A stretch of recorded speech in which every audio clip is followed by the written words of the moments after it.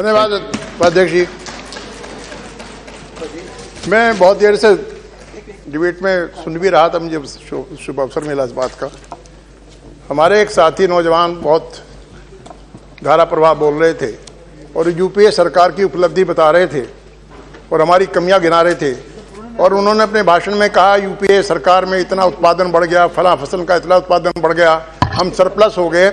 मैं एक दो बात उनसे करना चाहता था, हालांकि चले गए, नेताजी यहाँ बैठे हुए हैं।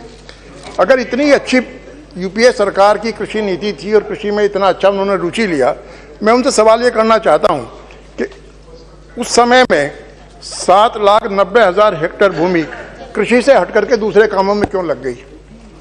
उसी समय में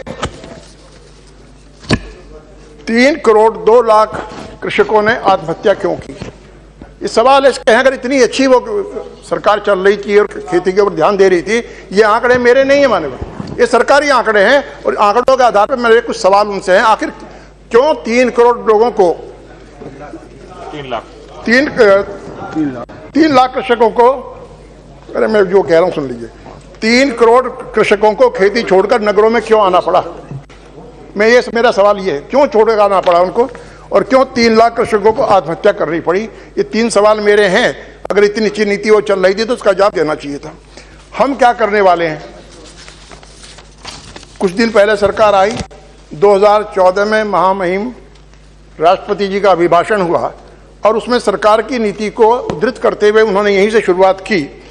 my government will adopt a national land use policy which will facilitate scientific identification of non-cultivable land and its strategic development। यहाँ से शुरू की हम बात है, और आगे उन्होंने कहा My government is committed to ensure the trend of death by suicide of farmers will be stopped। तीसरी बात उन्होंने कही Steps will be taken to convert farming into profitable venture। 3 बातें उन्होंने की। इन 3 ही बातों को आधार मान करके हम लोग आगे चल रहे हैं। आवश्यकता किस बात की है, और उसी की तरफ मैं ध्यान आकर्षित करना चाहता हूं माननीय कृषि मंत्री जी का। हालांकि जो आज वो अपनी पोशाक बदल करके आए हैं, इस बात का जरूर वो प्रतीक है कि कुछ करने की इच्छा उनकी है। आमतौर से सफ़ेद कपड़े पहन करके आते थे, लेकिन आज ऐसे आगे पहन करके बढ़ेंगे आगे।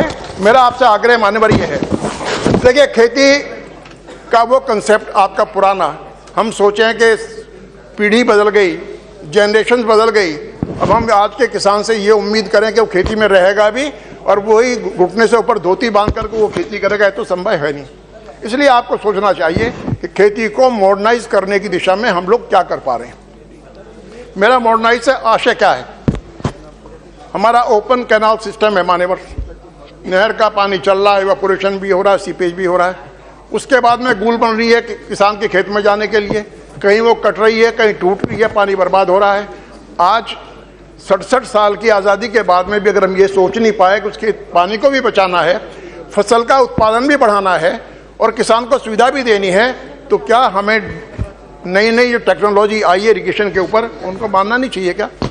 ड्रिप इरिगेशन के ऊपर आप एक पॉलिसी बनाएं और ये तय करें कि हम आने वाले 2 वर्षों में सिंचाई की कायापलट कर देंगे, ताकि वो ड्रिप इरिगेशन के माध्यम से फसल को जितनी आवश्यकता पानी की है उतनी पानी मिले उसको।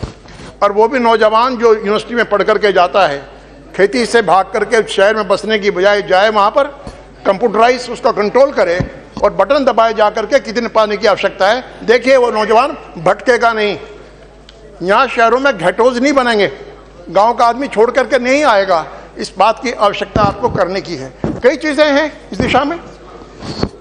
आज मैं ये गन्ने की बात कह रहे थे, हमारे साथी हुड्डा साहब बधाई दे रहे थे, धर्मेंद्र जी को मैं बधाई देता हूँ। बधाई देने को तो मेरा भी मन करता है, मेरी स्टेट है, मुझे बधाई देनी चाहिए। लेकिन जब मैं सोचता हूँ कि 2-2 साल से मैं किसानों का भुगतान नहीं हुआ, किस बात की बधाई दूँ मैं? जब मैं सोचता हूँ रात भर पाले में पड़ते हुए किसान अपनी ट्रॉली के नीचे सोता रहा और पूरी रात उसकी गन्ने की तुलाई नहीं हुई, मैं इस बात की बधाई दूँ क्या? मैं इस बात की बधाई दूँ क्या आज हम मार्च के महीने में बैठे हुए हैं और दिसंबर तक का भुगतान नहीं हुआ? मैं इस बात की बधाई दूँ क्या? दुर्दशा हो गई मानवा। और तीसरी मैं इसी बार में जोड़ता हूँ और आपका ध्यान भी आकर्षित करना चाहता हूँ, आप मॉडर्नाइज कैसे करेंगे? मॉडर्नाइज तो टेक्नोलॉजी के आधार पर करेंगे ना। और टेक्नोलॉजी को विकसित करने वाले आपके पास में क्या संस्था है? ध्यान दीजिए, आपका IARI है, कितने दिनों से उसका हेड नहीं है, टॉप इज वैकेंट। रिसर्च तो वहीं होती है, और जहां स्टाफ नहीं वहां रिसर्च कहां से हो जाएगी? मैं उत्तर प्रदेश के 3 कृषि विश्वविद्यालयों की तरफ ध्यान दिलाना चाहता हूं। मुझे पता है कि वो स्टेट यूनिवर्सिटीज हैं, लेकिन इसके बाद में भी किसान को टेक्नोलॉजी देने का काम तो विश्वविद्यालय करेंगे। मान्यवर, आप चले जाइए, मेरठ में है सरदार वल्लभ भाई पटेल कृषि विश्वविद्यालय, कानपुर में है, फैजाबाद में है। तीनों विश्वविद्यालय पूर्णतः डिफंक्ट हो चुके। कोई आउटपुट बीज के उत्पादन में या कोई नई तकनीक किसान को देने में वो पूर्णतः असफल हो चुके। कभी आप मीटिंग बुलाएं कृषि मंत्रियों की, माननीय मुख्यमंत्रियों से बातचीत करें, तो इस तरफ ध्यान दिलाना चाहिए ना कि यूनिवर्सिटी बना रखी है आपने खाली डिग्री देने के लिए फर्जी। उनका क्या योगदान है कृषि को आगे बढ़ाने में? इस तरफ आपका ध्यान देना चाहिए। आगे मैं आपसे आग्रह करना चाहता हूँ कि टेक्नोलॉजी के साथ साथ हम किसान को क्या सुविधा दे पा रहे हैं। आज मैं पढ़ रहा था 2 दिन पहले, 50,000 करोड़ रुपया लोन का जो उद्योग जगत का था वो वसूल होने लायक नहीं रहा और वो समाप्त होने जा रहा है। उनका तो 50,000 करोड़ हो जाएगा। मेरे क्षेत्र का एक गांव है, मैं आपको समझता हूँ कि बड़ी मार्मिक स्थिति वहाँ की मैं सुनाता हूँ आपको। किसानों ने ऋण लिया, ऋण लेने के बाद में पूरी ज़मीन उनकी यमुना जी में चली गई, यमुना में चली गई। आज 1 बिस्वा ज़मीन उनके पास में है नहीं, और उनके 10,000 के ऋण के लिए पुलिस उनके पीछे और वो आगे हैं। ये दर्द नहीं होगा क्या? दूसरों का तो हम 50,000 करोड़ का ऋण कह रहे हैं कि नहीं वसूल होने लायक नहीं, और हम किसान, हमारी ऐसी कोई नीति बनी नहीं सकती कि जब कृषकों की दुर्दशा ऐसी होगी तो उनको हम राहत दे पाएंगे। मैं गांव का नाम भी आपको दे दूंगा, और मैंने प्रदेश सरकार से भी आग्रह किया, बैंक वालों से भी आग्रह किया, सबके सब नियमों में जकड़ के बैठ गए, कोई व्यवस्था उसकी करने में समर्थ नहीं हो पा रहा। आखिर क्या नियम बनाने वाले हम लोग यहाँ बैठे हुए हैं और सहूलियत देने वाले हम लोग यहाँ बैठे हुए हैं। अगर हम इतने, मैं अभी खत्म कर रहा हूँ मानव, इसमें बस आगे मैं एक सुझाव और देना चाहता हूँ। फसल हमारी तैयार हो गई, तैयार होने के बाद में मेरी मजबूरी यह है कि मैं ट्रैक्टर में लोड करके या बोगी में लोड करके उसको मंडी में ले जाऊंगा। जो देश आगे बढ़े हैं हमसे, उन्होंने एक व्यवस्था की, सीधे के सीधे आपको मार्केट में ले जाने की आवश्यकता नहीं है। वहाँ पर हमारी स्टोरेज कैपेसिटी बढ़नी चाहिए। मैं सीधा आड़तिया के पास में ले जाने के बजाय मैं सीधा स्टोरेज में जाऊँ, स्टोर में जाऊँ, वहाँ पर स्टोरेज कैपेसिटी मिलनी चाहिए मुझको। अपनी प्रोडक्ट को मैं वहाँ रखूँ और जब उसके भाव ठीक हो जाएँ तब मैं उसको बेचूं, और बीच में बैंकिंग सुविधा मुझको मिल जाए कि जितना मेरा है एवरेज मूल्य उसका निकाल करके मुझको पैसा मिल जाए। सुविधा मिलेगी या नहीं मिलेगी? आखिर इस तरफ ध्यान कब जाएगा हमारा? हम खाली खेती के बारे में चर्चा करते रहेंगे और ये निरंतर चर्चा जारी रहेगी, उससे किसान को सुविधा मिलने वाली है नहीं। हाँ, मैं आग्रह आपसे ये करता हूँ कि आज नौजवान को आकर्षित करिए खेती की तरफ आप, और वो आकर्षित तभी होगा जब गाँव से पलायन बंद होगा। आखिर गांव से छोड़ करके लोग क्यों जा रहे हैं?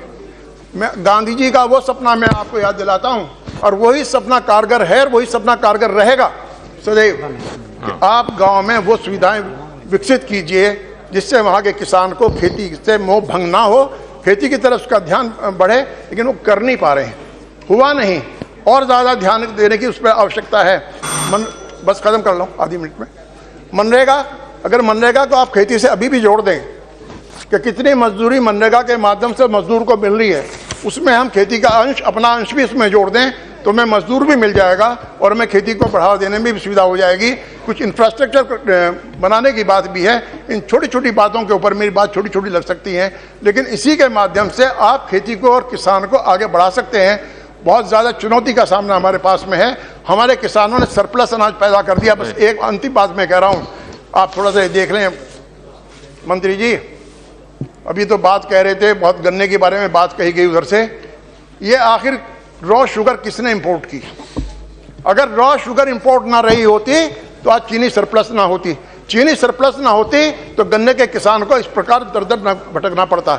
उस काल की बात करें जिस काल में रॉ शुगर को इंपोर्ट करने की नीति बनाई गई थी। और अगर मेरा आपसे आग्रह माने तो उन लोगों के खिलाफ कार्रवाई करके दिखाएं, उनको बताएं किसान विरोधी कितने वो थे और किस तरह से किसान को उनको बर्बाद किया। करुणाकरण जी, मैं आपको बहुत बधाई देता हूं। ओके। आपने ये विषय रखा और एक बात को मैं आप प्रतिवाद करना चाहता हूं, जो आप कह रहे थे खाली आपका फैशन हो गया कॉर्पोरेट सेक्टर।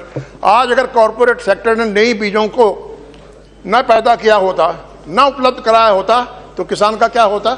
सरकार के पास बीज नहीं, कोई किसी दुकान के पास बीज नहीं, कम से कम उन लोगों ने आपके अपने देश में अच्छी किस्म के बीजों को पैदा करके किसान को सुविधा तो दिलाई है। और आज अगर आपको क्वालिटी बढ़ानी है तो जाइए बीज के क्षेत्र में, किसान को प्रोत्साहित कीजिए बीज के क्षेत्र में, ताकि वो बीज केवल हमारे लिए नहीं रहे, बाहर विदेशों में भी हम इसको एक्सपोर्ट कर सकें। ये नीति हमारी बननी चाहिए। इन्हीं शब्दों के साथ मैं समाप्त करता हूँ। धन्यवाद।